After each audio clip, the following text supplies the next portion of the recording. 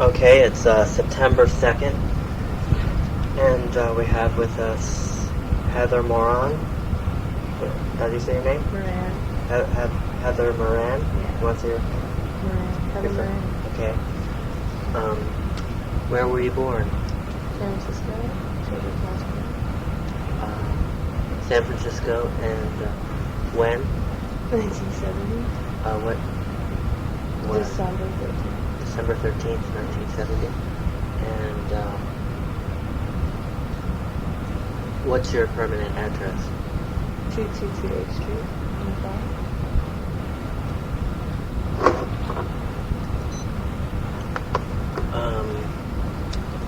Say that again? 222 8th Street. Santa Fe.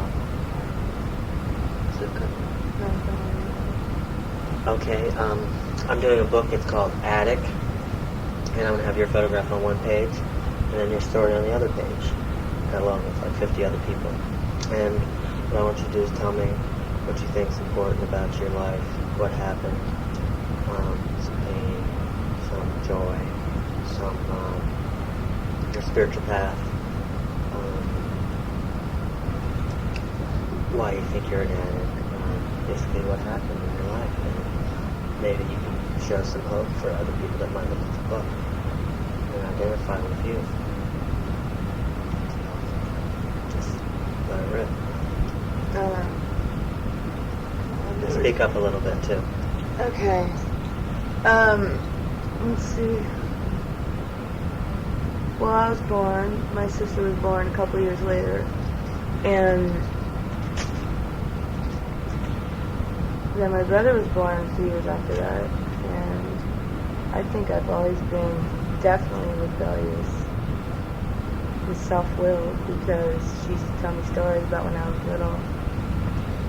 And one of my first memories with my mom is eating a tube of toothpaste because she didn't give me food because dinner was in an hour, and I wanted to show her that I was in charge. And I was about 2 years old. And my other memory before that was drinking a bud with my dad before I could even talk. And I loved it. So I kind of started a little bit early with alcohol. Mixed my first gin and tonic in first grade. Got in trouble for it. And basically growing up, I led a really sheltered life because my parents saw that I was pretty wild, and they didn't like it. They wanted a little Brady Bunch family.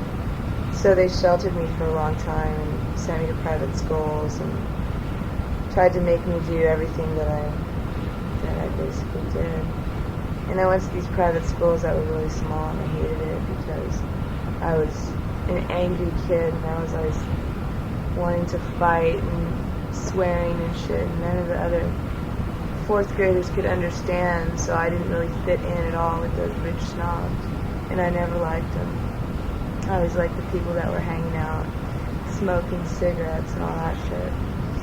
So I started doing that in about 5th grade, and I didn't do much drugs at all, or much of anything up until 8th grade. And I started drinking. I did gymnastics for 10 years because my parents, I liked it at first, but then it started becoming a thing they wanted me to do, so I dropped out. And went to high school and started smoking pot every day, doing some drugs, drinking every day, because it made me feel good. And I liked the crowd. I did not like straight people. I thought they couldn't handle life. They were not in reality. And so I hung out with the stoners. And in about 7th grade, I started like shaving my head and getting into the punk scene, listening to Black Flag. And that my parents started freaking out. So like the more control they put on me, the more I told them to fuck off. And I started to do what I want more and more, and realized that they couldn't really tell me what to do because I was just afraid of getting in trouble. So they sent me to rehab one day because I was drinking a lot and doing drugs. And I didn't like it, but I played the game while I was there so I could get out. And as soon as I got out, I left home and moved out. moved in with this guy, and that's when I first found the fellowship, was through rehab, but I wasn't ready for it. And I moved in with this guy. He was an asshole, so I was living on the streets and in San Francisco, and that's where the speed scene is, and I kind of liked it. I thought it was cool. Wanted to try it, so I decided to start shooting dope. When I was 15, I started shooting dope. And did it once, had a terrible experience. The guy wanted me to fucking get together with him for $100, and that was the first time I ever got high, and I didn't do it. And I was scared, and I didn't know what was going on. And so I left.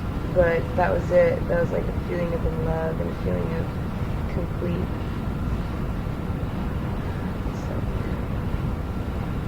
So I was out of my mind, and I liked being out of my mind because I didn't have to trip on anything. So I started doing that every day, panhandling a lot, stealing a lot, ripping people off, hanging out with people that I knew would get me high because that's what I wanted, and that's all I wanted. Every cent I ever got went to drugs.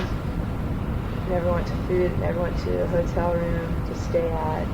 Unless I had a lot of cash, then I'd get a hotel room so I could shoot dope all night and I didn't have to go to the bathroom. But it sucked because I had to come down on the streets, outside, no place to go, no money in my pocket, no one who cared, and it really sucked. And then I decided to quit for a while because I was getting sick, and I went to Seattle, tried heroin, but I didn't like it. It was too down.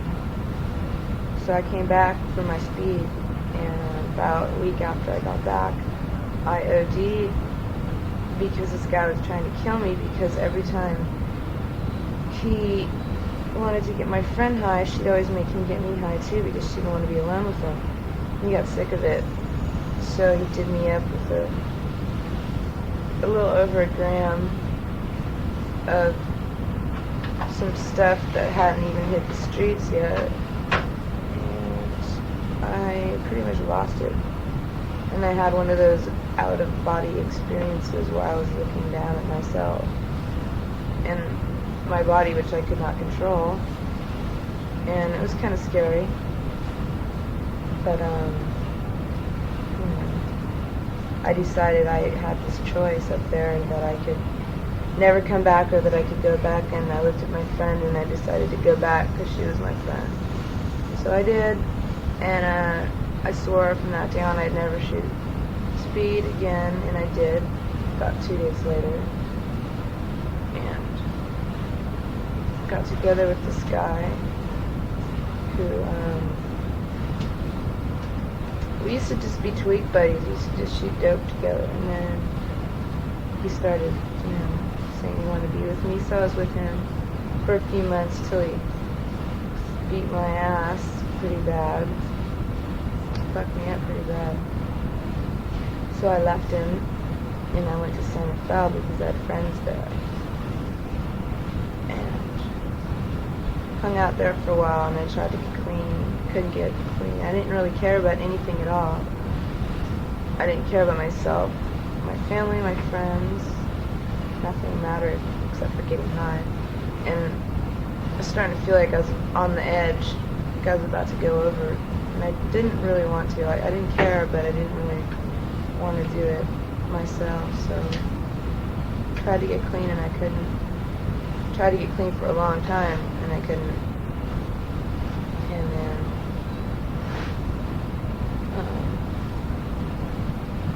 I got busted for hit and run, and they locked me up for 3 months and then sent me to rehab for 5.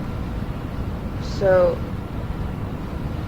I started, I did drugs when I was locked up, but I started feeling like, it's either die or fucking do something about this lifestyle because it was getting really bad.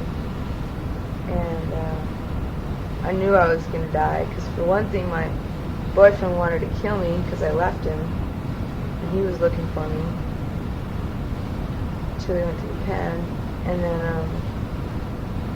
I didn't want to live and shoot a joke anymore. I just wanted to get it all over with and lose my mind, basically, because it's kind of hard to die on speed unless you do. Well, it's easier to lose your mind than it is to die. So I found. So I don't know, the rehab. I just went in there kind of with an open mind, because I'd already been in one, so I knew what it was going to be like. And I didn't really want to get clean, because it's hard, but I did anyway. And things are a lot different for me now. I mean, I don't live on the streets.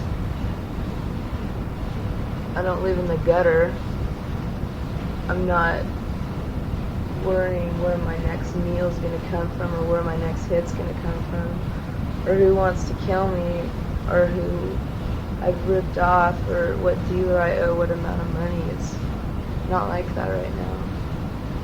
And sometimes I can't handle it because that's what I'm used to, but it feels pretty good that I have most of my mind left, and then I can think and basically function in society. Well, kind of. But and I physically I feel really good. I mean, physically I was in really bad shape, and I felt like I was gonna die or something anyway, but I feel good physically. I don't know. I have a hard time getting close to people because I don't trust people. Living on the streets, you tend not to, and it's hard to let that go and realize you're not there anymore.